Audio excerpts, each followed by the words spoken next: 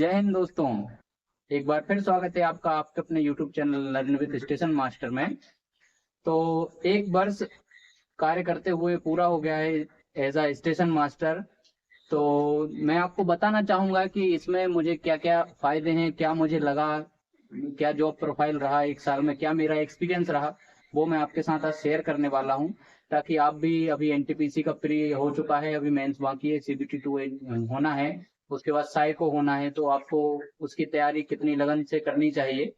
तो कुछ पॉइंट पर हम बात करेंगे, जैसे कि सैलरी हो गया, वर्क हो गया, ड्यूटी, और लीव मिलती है कि नहीं, क्योंकि जब हम रेलवे में नहीं आए थे तो सुना था कि लीव बहुत मुश्किल से मिलती है, छुट्टियां नहीं मिल पाती है। तो वो एक्सपीरियंस भी मैं आपके साथ आज शेयर करूंगा। और भी कुछ पॉइंट हैं, तो सबसे पहले शुरू करते हैं सैलरी से ही। क्योंकि हम जो जॉब करते हैं, सबसे पहला हमारा वही मोटो रहता है कि सैलरी क्या रहेगी। तो सैलरी एक साल के बाद लगभग 65,000 रुपए, 60 से 65,000 रुपए आपको इन हैंड आपके अकाउंट में आती है। और जैसे ग्रोस की बात करें तो नाइट ड्यूटी अलाउंस और हॉलीडे अलाउंस मिलाकर सब कुछ तो 70 के आसपास बन जाती है छोटे स्टेशनों पर, जहां पर आपको 10% एचआरए मिलता है। और जहां 20% मिलता है तो वहां और भी थोड़ी ज्यादा हो जाती है। और 30% जैसे मुंबई, सूरत जैसे शहर हो गए, भोपाल हो गया अपना, या दिल्ली जैसे शहर हो गए, तो महानगरों में सैलरी 30% एचआरए के हिसाब से और भी ज्यादा बन जाती है।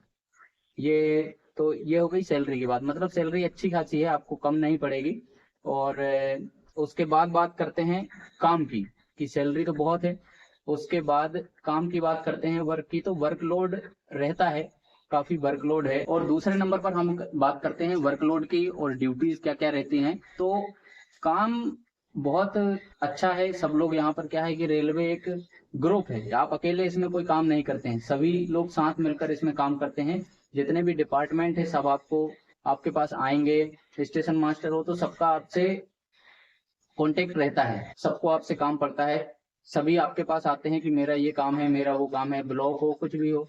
तो वर्कलोड रहता है। लेकिन अगर आप कुछ दिन ड्यूटी कर लेते हैं, जैसे शुरू शुरू में मुझे बहुत परेशानी हुई काम करने में, लेकिन 6 महीने अभी मुझे जैसे ड्यूटी करते हुए हो गए हैं ट्रेनिंग के बाद, तो अभी मुझे कोई दिक्कत नहीं जाती।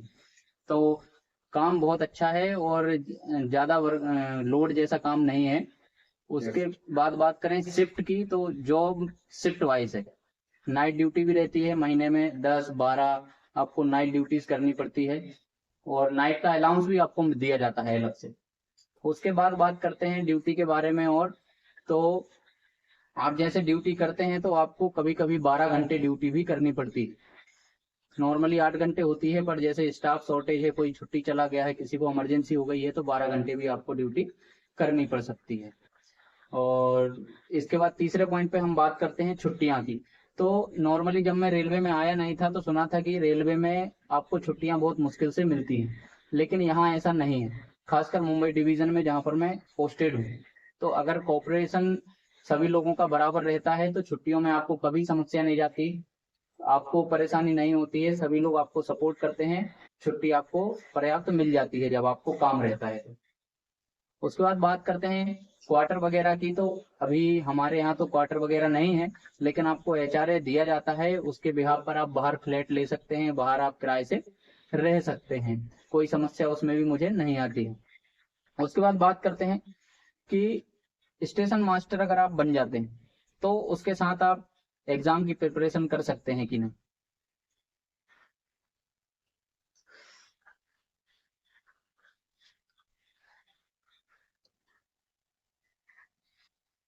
तो देखिए, स्टेशन मास्टर की जॉब के साथ आप प्रिपरेशन भी कर सकते हैं, अगर आप डेडिकेटेड हैं तो। थोड़ा कठिन है पर आप कर सकते हैं। जैसे कि समय 8 घंटे ड्यूटी के बाद आपको कोई काम नहीं रहता, 8 घंटे ड्यूटी के बाद आप अपनी प्रिपरेशन हो, जो भी आपके शौक हो, वो सब आप कर सकते हैं। तो ये सब पॉइंट थे। अभी एक साल जो मैंने एक्सपीरियंस किया, और बहुत अच्छी ड्यूटी है, बहुत अच्छी जॉब है। आपका अगर सीबीटी 1 पास हुआ है तो आप सीबीटी 2 की तैयारी में लगे रहिए। सेम सिलेबस है, कुछ भी अलग से नहीं पढ़ना है। जो सीबीटी 1 के लिए पढ़ा था उसी को बस रिवाइज करते रहिए। कोई भी उसमें ऐसा अलग से नहीं है कि कोई टॉपिक ऐड हो या कुछ भी हो, बस 120 नंबर का वो हो जाएगा। तो उसमें लगे रहिए। उसके बाद दोनों के मार्क्स जोड़ेंगे, क्योंकि CBT2 और साइको होगा, उसके दोनों के मार्क्स जोड़ के और फिर आपकी मेरिट बनाई जाती है। तो लगे रहिए अपनी तैयारी में, और आपको कोई भी इसके बारे में क्वेरी चाहिए हो तो आप मैसेज कर सकते हैं कमेंट बॉक्स में। और तब तक के लिए ऑल द बेस्ट। जय हिंद, जय भारत।